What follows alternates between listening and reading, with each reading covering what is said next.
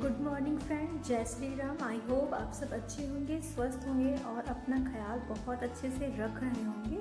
तो फ्रेंड्स, मैं अपने सारे कामों को करने के बाद मैं यहाँ पे आ गई हूँ अपनी फर्स्ट स्टडी स्लॉट के लिए। और मैं यहाँ चूँकि बाबा स्कूल जा चुका है तो मैं यहाँ पे सबसे पहले आ गई थी पढ़ने के लिए। और मैं आप लोगों को भी टाइम दिखा दे रही हूँ। तो टाइम अभी हो रहा है 1 मिनट फ्रेंड्स।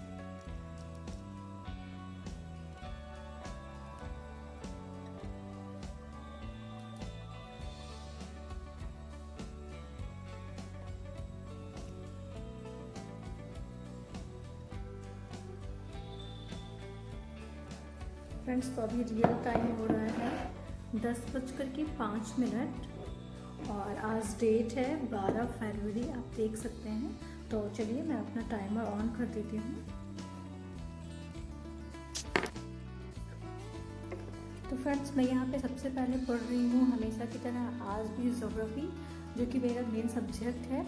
और मैं इसमें, आपको पता है कि मैं एनसीईआरटी पढ़ रही थी, तो एनसीईआरटी की क्लास 5 मतलब चैप्टर 5 से क्लास 6 की मैं रिवीजन कर चुकी हूँ और मैं आगे रिवीजन आज करूँगी।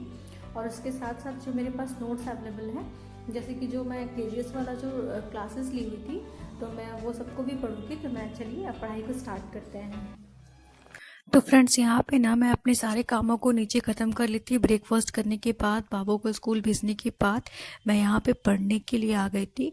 और फ्रेंड्स, मैं यहाँ पे पढ़ रही हूँ ज्योग्राफी। और ज्योग्राफी पे मैं एनसीईआरटी जो क्लास 6 का जो 5 चैप्टर तक मैं पढ़ चुकी थी, उसको कंप्लीट तो मैं पहले ही कर चुकी थी। और आज मैं पूरा क्लास 6 को कंप्लीट कर चुकी हूँ। उसके साथ ही मैं केजीएस का जो मैप वाला क्लास था उसे, और बिहार ज्योग्राफी, और जो मेरे पास जो बिहार भारत का भूगोल का जो सर का नोट्स था, मैं उसे भी पढ़ रही थी। तो मैं जो था भारत की स्थिति को आज कंप्लीट कर चुकी थी, तो मैं उसी को पढ़ने में लगी हुई हूँ। और फ्रेंड्स, मैं बिहार के भूगोल में मैं बिहार की जो स्थिति है उसे पढ़ रही थी। तो मतलब आज मैं सिर्फ इंट्रो पढ़ रही थी, इंट्रो को मैं कंप्लीट कर चुकी हूँ और कल मैं उसे आगे पढ़ूंगी। तो फ्रेंड्स, मैंने सोचा है ना कि सर जितना भी लिखवाएं, जैसे कि सर ना 4 भाग में बांट करके लिखवाए हैं। एक में लिखवाए हैं भारत का भूगोल, बिहार का भूगोल, और एक लिखवाए हैं फ्रेंड्स मैप पढ़ाए हैं, मैप में जो सारी कंट्रीज़ की स्थिति है, और एक पढ़ाए हैं जो ब्रह्मांड। तो मैं सोची हूँ कि सबको मैं बांट बांट करके वर्ल्ड ज्योग्राफी, तो उसको मैं सोची हूँ कि बांट बांट के मैं वैसे ही सबको लेकर के चलूँगी साथ में। इसलिए मैं एक ही भी सब्जेक्ट पर फोकस ना करके मैं सब चारों को लेकर के चल रही हूँ। तो मैं यहाँ पे अपना पढ़ाई अपने स्टार्ट कर दी हूँ। तो फ्रेंड्स, मैं आप लोगों से जो मैं आज पढ़ी हूँ उससे रिलेटेड मैं कुछ क्वेश्चंस पूछती हूँ। तो आप बताइए कि जो भारत है, भारत का अक्षांशीय विस्तार क्या है और देशांतरीय विस्तार क्या है। और फ्रेंड, दूसरा क्वेश्चन है कि बिहार का अक्षांशीय विस्तार और देशांतरीय विस्तार क्या है। तो चलिए कमेंट करके मुझे ज़रूर बताइए।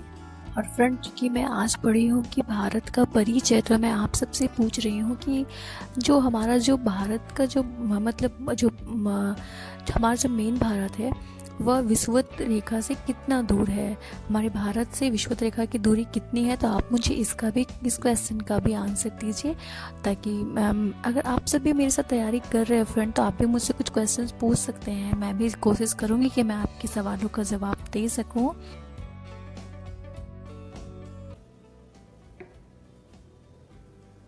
तो फ्रेंड्स, मैंने अभी लगभग 2.5 घंटे की पढ़ाई को पूरा कर लिया है और अभी मैं नीचे जाऊंगी, क्योंकि मैंने दोपहर का खाना नहीं बनाई हूँ। तो अब मैं जा रही हूँ उसे बनाने के लिए। और अभी टाइम हो रहा है, मतलब पूरा 1 बजने वाला है, 1 बजने में 1 मिनट बाकी है। ये देखिए, आप लोगों को मैं दिखा देती हूँ टाइम।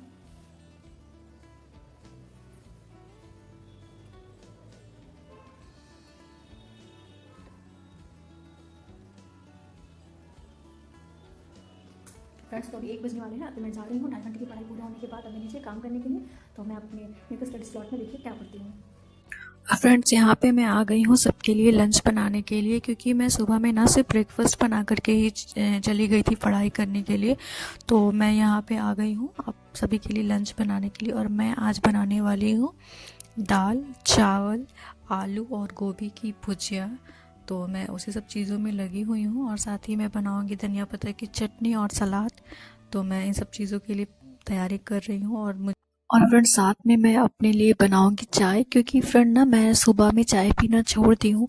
तो अभी पढ़ाई करने के बाद मुझे थोड़ा सा थकान जैसा महसूस हो रहा था, तो मैं सोची चलो चाय पी लेती हूँ ताकि अपने हेडेक को दूर कर सकूँ। और पता है फ्रेंड, पढ़ते पढ़ते ना मतलब थोड़ा सा हेडेक जैसा भी होने लगा था, तो मैं सोची कि चलो चाय पी लेती हूँ। और तब तक मैं साथ में खाना भी बना रही थी।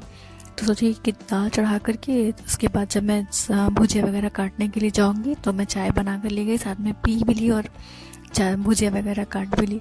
उसके बाद फ्रेंड मैं आ गई थी फिर वापस से किचन में दाल चावल वगैरह बनाने के लिए। फ्रेंड तब तक बाबू भी आ गया था, फिर मैं उसे खिलाई तैयार की और फिर मतलब खिलाना वगैरह करके फिर सुलाई। और उसके आज मैं ज़्यादा तो नहीं पढ़ पाई, क्योंकि ना मुझे शाम में थोड़ा उसके साथ मार्केट जाना था, क्योंकि इसके स्कूल में कुछ प्रोग्राम वगैरह है, तो मुझे उसके लिए कुछ सामान लाने के लिए जाना था। तो मैं बोली चलो। आपको पता है फ्रेंड, अगर आप एक माँ है ना तो आप मतलब किसी भी रिस्पॉन्सिबिलिटी से हट नहीं सकते हैं, क्योंकि आप सिर्फ अपने लिए नहीं सोच सकते हैं, क्योंकि अब बच्चा आपकी रिस्पॉन्सिबिलिटी है। आप इधर से करेंगे तो आपको उधर जाना पड़ेगा। और सही भी है, अगर बच्चा मेरा है तो रिस्पॉन्सिबिलिटी भी तो मैं ही लूँगी ना। तो फ्रेंड मैं बोली कि हाँ चलो पहले तुम्हारा काम भी कर लेती हूँ। तो लेकिन मैं कोशिश करती हूँ फ्रेंड कि मैं अधिक से अधिक समय निकाल पाऊँ। और मैं सोची हूँ ना फ्रेंड कि कल से मैं न्यू चैलेंजेस आप लोगों के साथ शेयर करूँगी। और वो चैलेंज है फ्रेंड कि कल से मैं ना कोशिश करूँगी कि मैं सुबह में जो लंच बनाने के लिए जाती हूँ सुबह में मैं जो बउआ के लिए लंच बनाने के लिए जाती हूँ उससे पहले ही मैं 1 घंटे की कम से कम पढ़ाई कर लूँ, ताकि जो मेरा टाइम है मैं उसे अपने लिए निकाल सकूँ। क्योंकि आप सबको तो पता है ना फ्रेंड कि अब नोटिफिकेशन भी जल्दी ही मार्च में आने वाला है और एग्ज़ाम भी जून में हो ही जाएगा। और फ्रेंड इस बार ना मैं नहीं चूकना चाहती हूँ, तो मैं सोच के रखी हूँ कि नहीं कुछ भी करना पड़े इस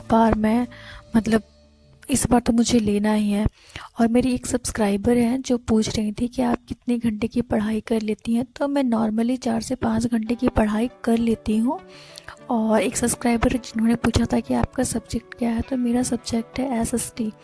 और एक ने पूछा था कि मैं शुरुआत कहाँ से करूँ। तो देखिए मैं अपने अकॉर्डिंग अगर बताऊँ तो मेरे हिसाब से अगर आपका बेसिक बिल्कुल आपका मतलब समझ नहीं है तो आप NCERT से शुरुआत कीजिए।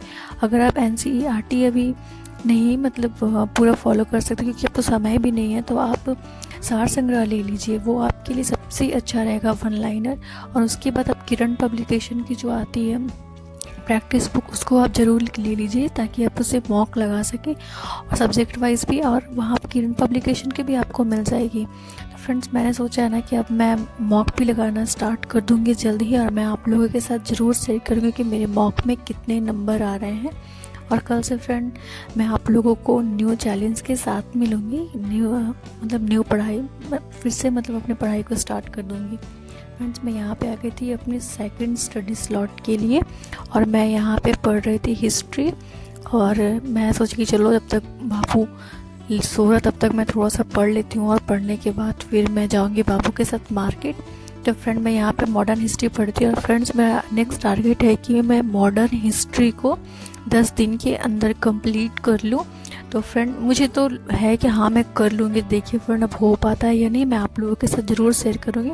और फ्रेंड आज मैं यहाँ पे पढ़ना स्टार्ट कर दी थी 1857 की क्रांति, और ये मैंने कंप्लीट किया। उसके बाद मैं जाने वाली थी मार्केट बाबू के साथ, बाबू को उठाना भी था क्योंकि बाबू सोया हुआ था।